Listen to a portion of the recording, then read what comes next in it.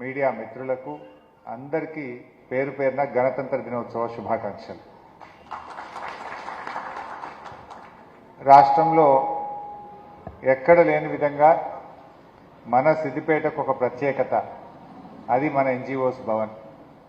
ఈ భవన్ ప్రతి సంవత్సరం కూడా ఈ గణతంత్ర దినోత్సవం నాడు ఈ డివిజన్లో ఉండే ఉత్తమ ఉద్యోగులను గుర్తించి వారిని గౌరవించుకోవడం, ఉపాధ్యాయ దినోత్సవ సందర్భంగా ఉత్తమ ఉపాధ్యాయులను గౌరవించుకోవడం, ప్రభుత్వ పాఠశాలల్లో 10వ తరగతిలో మంచి మార్కులు పొందిన పిల్లల్ని కూడా సన్మానించి ఆ పిల్లల్ని ఇంకా బాగా ఎంకరేజ్ చేయడం, ఒక మంచి సాంప్రదాయాన్ని మన ఎన్జిఓస్ భవన్ మరి చేయడం అనేది నిజంగా చాలా సంతోషమైన విషయం. నాది కూడా ఈ భవన్తో పెద్దలు యాదగిరి గౌడ్ చాలామంది కనబడుతున్నారు. ఎంతోమంది అధ్యక్షులతో ఈ కార్యక్రమంలో పాల్గొన్న అదృష్టం నాకు దొరికింది. ఇది 22వ సంవత్సరం. ఏ సంవత్సరం కూడా మిస్ కాలే. 22 సంవత్సరాలుగా ప్రతి గణతంత్ర దినోత్సవ వేడుకలో, ప్రతి ఉపాధ్యాయ దినోత్సవ వేడుకలో క్రమం తప్పకుండా మీ మధ్య ఈ కార్యక్రమంలో పాల్గొనడం నిజంగా నా అదృష్టంగా భావిస్తా ఉన్నాను. ఇది మంచి ఉపాధ్యాయులను, మంచి ఉద్యోగులను సన్మానించడం అంటే ఈ సమాజాన్ని సన్మానించడం, మంచిని ప్రేమించడం, మంచిని కొనసాగించే ప్రయత్నం చేయడం. ఏముంటుంది సన్మానం అంటే దండేస్తం కావచ్చు, శాలువ గప్తం కావచ్చు, కానీ ఒక గుర్తింపు, బాగా పనిచేశారు కనుక ఈరోజు ఈ సమాజం మిమ్మల్ని గుర్తించింది, ఈ భవన్ మిమ్మల్ని గౌరవించింది అంటే మీలో బాధ్యత పెరుగుతుంది. మీ సహచర ఉద్యోగుల్లో, ఉపాధ్యాయుల్లో కూడా నేను కూడా ఇలాంటి గౌరవాన్ని పొందాలనేటువంటి ఒక ఆలోచన రేకెత్తించి వాళ్ళు కూడా మంచిగా పనిచేయడానికి, బాగా సేవ చేయడానికి కూడా ఇలాంటి కార్యక్రమాలు ఎంతగానో ఉపయోగపడతాయి. చాలా మంచి కార్యక్రమం. బహుశా ఏ పట్టణంలోనైనా ఉందో లేదో నేనైతే పెద్ద గమనించలేదు, కానీ ఇది మన సిద్దిపేట ప్రత్యేకత, ఇది మన సిద్దిపేట గొప్పతనం అని చెప్పి మాత్రం నేను గర్వంగా చెప్పదలుచుకున్నా. ఎంతమంది అధ్యక్షులు మారినా, కార్యదర్శులు మారినా, మీ బాడీ మారినా కార్యక్రమం మాత్రం ఆగలేదు. కార్యక్రమం మాత్రం నిరాకంఠంగా కొనసాగుతాము. మంచి ఆలోచన, మంచి కార్యక్రమం. నాకు కూడా చాలా సంతోషంగా ఉంది. ఇలాంటి కార్యక్రమాలు బహుశా మన పట్టణంలోనే కాదు, అన్ని చోట్ల జరిగితే మంచిది. సరే మిత్రులారా, నేను ఎక్కువ టైం తీసుకోను. మీరు 6కే వచ్చినట్టున్నారు. ఇప్పటికే మా వాళ్ళు నాకంటే ఎక్కువ దంచేసిండ్రు. నేను ఎక్కువ తక్కువ దంచుడు పెట్టను, కానీ సన్మానం చేద్దాం. చలికాలం మిమ్మల్ని ఎక్కువ తిప్పలు పెట్టాను. మళ్ళీ రేపు ఆఫీసులు ఉండొచ్చు, పిల్లలకు స్కూళ్ళు ఉండొచ్చు. నేను ఇంకా ఎక్కువ టైం తీసుకుంటే మీరు కూడా ఇబ్బంది పడతారు. 2-3 ముచ్చట్లే చెప్పి బంద్ పెట్టాం. సరే, ఇప్పుడు మా మిత్రులు శ్రీనివాస్ కానీ, విక్రమ్ రెడ్డి కానీ, అది వాళ్ళ ఆవేదన కాదు, ఉద్యోగులందరి ఆవేదన. వాళ్ళ మాటల్లో ధ్వనించింది అంతే. బికాజ్ సంఘ బాధ్యులుగా ఉన్నారు కనుక, ఒక బాధ్యత నిర్వర్తిస్తున్నారు కనుక తమ సహచర ఉద్యోగుల బాధను వాళ్ళు వెళ్ళబుచ్చారు. అది వారి వ్యక్తిగతం కాదు. సరే, ఏదైనా కూడా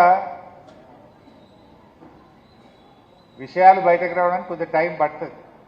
సమాజం అర్థం చేసుకోవడానికి కొద్దిగా టైం పడుతుంది. ఇప్పుడు 2 ఏళ్ళు 2 నెలలు అయింది. 2 ఏళ్ళు 2 నెలల తర్వాత ఇప్పుడు పాలేందో నీళ్ళేందో తేలిపోయింది. అరే కేసీఆరే బాగుండే అనే కాడికి అందరూ యాద్ చేసుకుంటున్నారు. ఎంత మంచి పీఆర్సీ.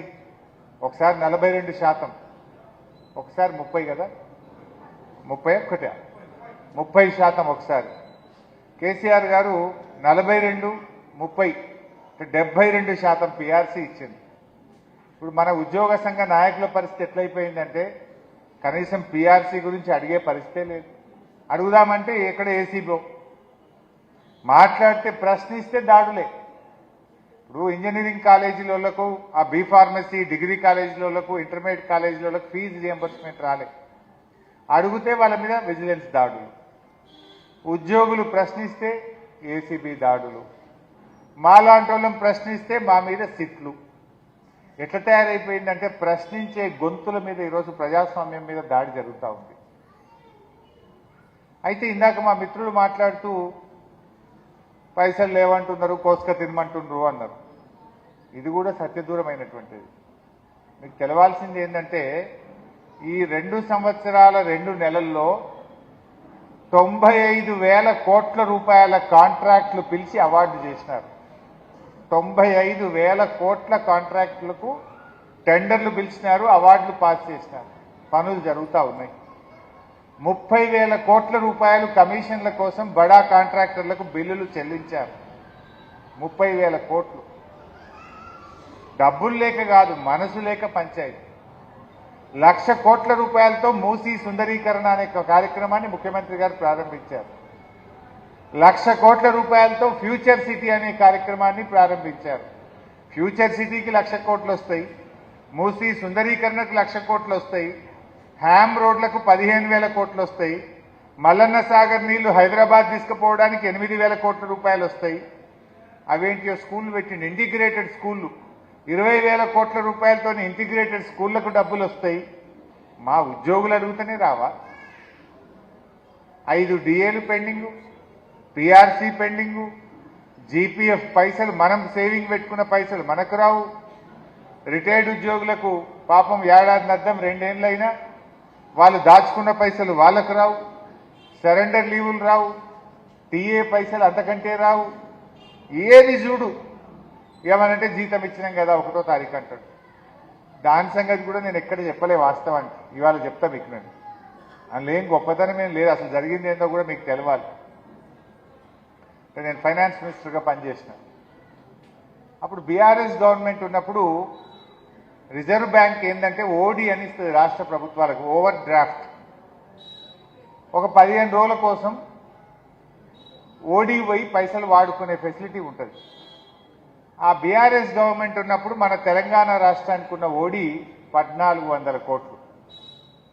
వీళ్ళ అదృష్టానికి ఏమైందంటే ఈ గవర్నమెంట్ వచ్చినాక 2024 మార్చి 31వ తేదీ అంటే వీళ్ళు వచ్చినాక 4 నెలలకే ఈ ఓడి లిమిట్స్ దేశవ్యాప్తంగా పెంచింది.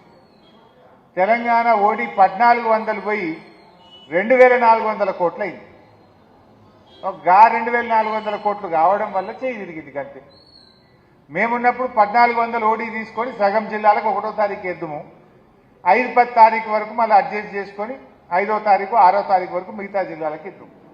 ఇప్పుడేమైంది వీళ్లకు? కేంద్రము రిజర్వ్ బ్యాంక్ ఆఫ్ ఇండియా దేశంలోని అన్ని రాష్ట్రాలకు ఓడి పెంచింది. దాంట్లో తెలంగాణ రాష్ట్ర ఓడి అప్పుడు 1,400 ఉంటే ఇప్పుడు 2,400 అయింది. 2,400 31వ తారీఖు తీసుకుంటున్నాం, ఇచ్చేస్తున్నారు. మళ్ళీ మెల్లగా 10 తారీఖు వరకు మళ్ళా ఆదాయం వచ్చినాక ఓడి 15 రోజుల లోపల తిరిగి సర్దాలి. అప్పుడు 1,400 ఉంటుండే కదా మాకు. 1,400 ఉంటే ఒక సగం జిల్లాల వరకు, హైదరాబాద్ ఏమో కంపల్సరీ చేద్దాము, మిగతా సగం జిల్లాలకు 1వ తారీఖు పోతుండే. మిగతా వాళ్ళందరికీ 5 తారీఖు 6 తారీఖు వరకు 7 తారీఖు వరకు ఖతం చేద్దాం. ఇప్పుడేమైంది? 2,400 ఓడి ఫెసిలిటీ రావడం వల్ల రిజర్వ్ బ్యాంక్ నుంచి 31 నాడు 2,400 తీసుకుంటున్నాం, 10 తారీఖు వరకు ఓడి కట్టున్నాం. ఇలా వీళ్ళు చేసిన గొప్పతనం కానీ ఘనకార్యం కానీ లేదు. ఆ రోజు ₹1 జీతం ఆగింది లేదు. ఆ రోజు నేనున్నప్పుడు పిఆర్సీలు కానీ, ఆ రోజు జీపీఎఫ్లు కానీ, సరెండర్ లీవ్లు కానీ, బీఆర్ఎస్ సమయంలో కూడా మా ఆదిరెడ్డి సార్ అప్పుడే రిటైర్ అయింది అనుకుంటా. ఆదిరెడ్డి సార్ లెక్క 18,000 మంది ఉద్యోగులు రిటైర్ అయింది ఆ రోజు. 18,000 మంది ఉద్యోగులు రిటైర్ అయితే కొంతమందికి 15 రోజులు ఇచ్చినాం, కొంతమందికి నెలలు ఇచ్చినాం. 2 నెలల లోపల ₹1 లేకుండా వాళ్ళకి ఆ రోజుల్లో పేమెంట్లు ఇచ్చినాం. ఎవరు హైదరాబాద్ రాలే, పైరవి లేదు. ఇలా కాంగ్రెస్ గవర్నమెంట్లో కమిషన్ ఇస్తే తప్ప రిటైర్మెంట్ బెనిఫిట్లు వస్తలేవు, కోర్టుకు పోతే తప్ప రిటైర్మెంట్లు బెనిఫిట్లు వస్తలేవు. ఇవాళ డిఏలు రావు, పిఆర్సీ ఊసే లేదు, సరెండర్ లీవులు రావు, టీఏ బిల్లులు రావు, మన గ్రూప్ ఇన్సూరెన్స్ డబ్బులు రావు. పరిస్థితి అందరికీ అర్థమైపోయింది. సో విషయాలు మెల్లమెల్లగా అర్థమవుతున్నాయి. సో ఏది ఏమైనా ఇక్కడ డబ్బులు లేక కాదు, ఈ ముఖ్యమంత్రికి ఉద్యోగులంటే చిన్న చూపు. ఈ ముఖ్యమంత్రికి రిటైర్డ్ ఉద్యోగులంటే ఇంకా చిన్న చూపు. వీళ్ళ పని అయిపోయింది, వీళ్ళతో ఏం పని అనుకుంటుండు. కానీ రేపు ఈ రిటైర్డ్ ఉద్యోగులే మీ లగ్గం చేస్తారు. ఈ ఉద్యోగులే రేపు నీ సంగతి చెప్తారు, ఊకుంటారు అనుకుంటున్నారు. అయ్యో రిటైర్ అయిపోయింది కదా, వీళ్ళతో ఏం పని అనుకుంటున్నట్టున్నాడు రేవంత్ రెడ్డి. ఇది కరెక్ట్ కాదు. అంటే మీరు బాగా అర్థం చేసుకోవాల్సింది ఏంటంటే నేను రేపో మాపో రిలీజ్ చేస్తా. మొత్తం 95,000 కోట్ల రూపాయల కాంట్రాక్టులు అవార్డు చేసిండ్రా లేదా, 30,000 కోట్ల రూపాయలు బడా కాంట్రాక్టర్లకు ఎవరెవరికి బిల్లులు ఇచ్చినారు, 95,000 కోట్ల కాంట్రాక్టులు ఎవరెవరికి ఇచ్చిండ్రు రేవంత్ రెడ్డి వచ్చినాక అన్ని చెప్తా. మరి పైసలే లేకపోతే 95,000 కోట్లకు ఎందుకు టెండర్లు పిలిచినావు? పైసలే లేకపోతే 30,000 బడా కాంట్రాక్టర్లకు ఎందుకు బిల్లులు ఇచ్చినావు? మాదెంత ఉంటుంది ఉద్యోగులది? తిప్పి తిప్పి కొట్టే 3-4 వేల కోట్లు. ఒక్క నెల నీ కమిషన్లు బంద్ పెడితే, ఒక్క నెల బడా కాంట్రాక్టర్ల బిల్లులు బంద్ పెడితే మా ఉద్యోగులు మొత్తం తీరిపోతాయి కదా. ఒక్క నెల నీ కమిషన్లు ఆపుకోలేకపోతున్నావు. ఒక్క నెల బడా కాంట్రాక్టర్ల బిల్లులు ఆపితే మా ఉద్యోగులు అన్ని సమస్యలు తీరుతాయి కదా. పాపం పోలీసు వాళ్ళు నాకు ఏడపోయినా కలుస్తుంది. మొన్న సిట్టుకు పిలిస్తే పోయినా, ఆడు హోంగార్డు వచ్చిండు మెల్లగా అన్నం పెట్టేప్పుడు, సార్ కేసీఆర్ సార్ దండం పెట్టి సార్, ఆయన ఉన్నప్పుడు ఆయన దయ మాకు 28,000 జీతం పెరిగింది, వీడు వచ్చినాక ఒక్క రూపాయి పెరగలేదు సార్ అంటున్నాడు. జనసేపు అయినాక సివిల్ కానిస్టేబుల్ వచ్చిండు, నువ్వు ఉండగా సార్ అప్పుడు ఫైనాన్స్ మినిస్టర్ ఉన్నప్పుడు ప్రతి 3 నెలలకు సరెండర్ లీవ్ వస్తుండే, గా పైసలు తీసుకుపోయి పిల్లల ఫీజు కడదాం. ఈ గవర్నమెంట్ వచ్చినాక సరెండర్ లీవ్ బంద్ అయిపోయింది సార్ అని వాడు పోలీస్ కానిస్టేబుల్ వచ్చి చెవులో చెప్పిపోతున్నాడు. జనసేపు అయినాక ఎస్ఐ వచ్చిండు, కేసీఆర్ ఉండగా సార్ మాకు కాగితాలకు పెన్నులకు పేపర్లకు పోలీస్ స్టేషన్కు నెలకు 50,000 వచ్చు, వెనకటి అంతా మేము వచ్చిన పట్టుకొచ్చిన దొంగల్ని వాళ్ళని కొనుక్కరాపరే, పెన్నులు కొనుక్కరాపో, కాగితాలు కొనుక్కరాపో, లేకపోతే అదేంటి రిబ్బన్ ఇంక అయిపోయింది ఇంకో కొనుక్కరాపో అని వాళ్ళతో కొనుక్కరమ్మను 50,000 ఇస్తుండే కేసీఆర్ ఉన్నప్పుడు. ఇప్పుడు అది బంద్ అయిపోయిందని మెల్లగా వచ్చి సిఐ చెవులు చెప్పిపోతాడు. ఏడబోయినా సిఐ బాధలే చెప్పుకుంటున్నాడు, హోంగార్డులు బాధలే చెప్పుకుంటున్నారు, కానిస్టేబుల్ బాధలే చెప్పుకుంటున్నారు, ఉద్యోగులు బాధలే చెప్తున్నారు. ఇవాళ ఎవరు బాగున్నారంటే నలుగురు తప్ప ఎవరు బాగాలేరు. అంటే మొత్తం కూడా ఈరోజు రాష్ట్రం చాలా ఒక పాజిటివ్గా ఉండే తెలంగాణ. అరే ఒక ప్లాట్ ఉందంటే మంచిగా నిద్రపోదురు, ఇట్లా అమ్ముతాం నా బిడ్డ పెళ్లి చేస్తామనుకున్నారు. లేదు నా బిడ్డ అమెరికా పోద్దంటే ఇట్లా అమ్ముతాం ప్లాట్ను, కొడుకుని అమెరికాలో ఫీజు కట్టి చదివిపిస్తామనుకున్నాం. ఇప్పుడు పరిస్థితి ఏంటి? సగం ధరకి ఇస్తాంరా నాయన ప్లాట్ తీసుకుంటే కూడా ఎవడు తీసుకుంటలేడు. కుదబెడదామురా అంటే కూడా ఎవడు ఆ ప్లాట్ను కుదబెట్టుకొని బంగారం పెట్టుకుంటా కానీ ప్లాట్ పెట్టా అంటుంది. బంగారం ఎందుకంటే 1,50,000 అవుతుంది. బంగారం కుదబెట్టి అప్పు దొరుకుతుంది తప్ప ప్లాట్ కుదబెడితే అప్పు దొరకలేదు.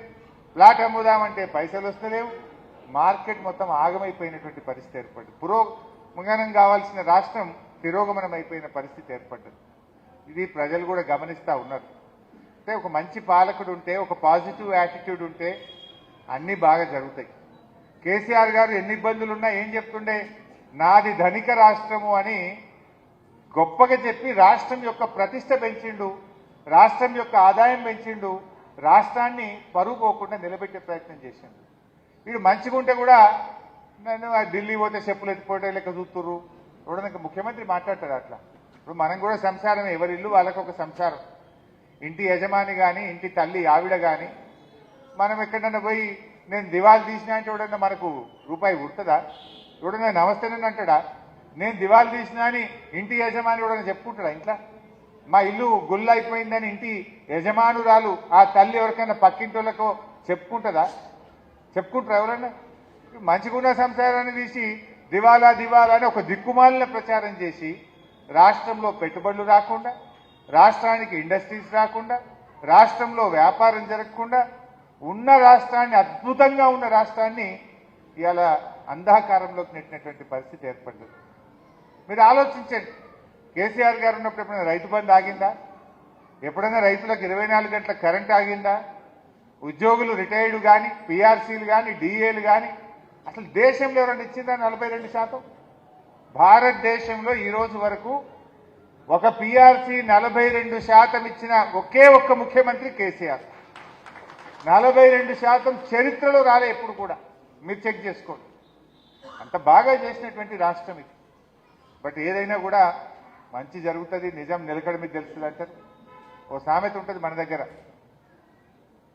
నిజం గడప దాటక ముందే అబద్ధం ఊరంతా చుట్టేస్తుందట. అట్లా అయిపోయింది మన పరిస్థితి. ఆ అబద్ధాల ప్రచారం చుట్టుముట్టి మనం కూడా దాంట్లో చిక్కుకుపోయినాం. ఇప్పుడిప్పుడే నిజం అర్థమవుతుంది, నిజం నిలకడ మీద తెలుస్తుంది అన్నట్టు ప్రజలు అన్ని విషయాలు కూడా గమనిస్తూ ఉన్నారు. సరే, let us hope the best. మీకు కూడా తెలుసు సిద్దిపేటలో మన వెటర్నరీ కాలేజ్ పనులు ఎట్లా అర్ధాంతరంగా ఆగిపోయినాయో, మన 1000 పడకల ఆసుపత్రి ఏ రకంగా ఆగిపోతున్నదో, నర్సింగ్ కాలేజ్ పనులు ఎట్లా నిలిచిపోయినాయో అన్నీ కూడా మీరు చూస్తూ ఉన్నారు. అంటే ఒక 10 ఏళ్లలో మనం సిద్దిపేటను 20 ఏళ్ల ముందుకు తీసుకుపోయినాం. కానీ గత 1-2 సంవత్సరాల నుంచి ఈర్ష్యతోని ఒక ద్వేషంతోని మనను ఏ రకంగా ఇబ్బంది పెడుతున్నారో కూడా చూస్తూ ఉన్నాం.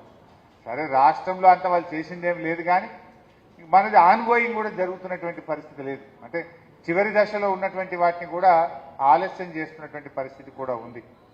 ఇచ్చిపెట్టేదేం లేదు. తప్పకుండా మీ సమస్యలన్నీ ఇప్పుడు ఫిబ్రవరి నెలాఖరులో అసెంబ్లీలో బడ్జెట్ సమావేశాలు జరగబోతున్నాయి.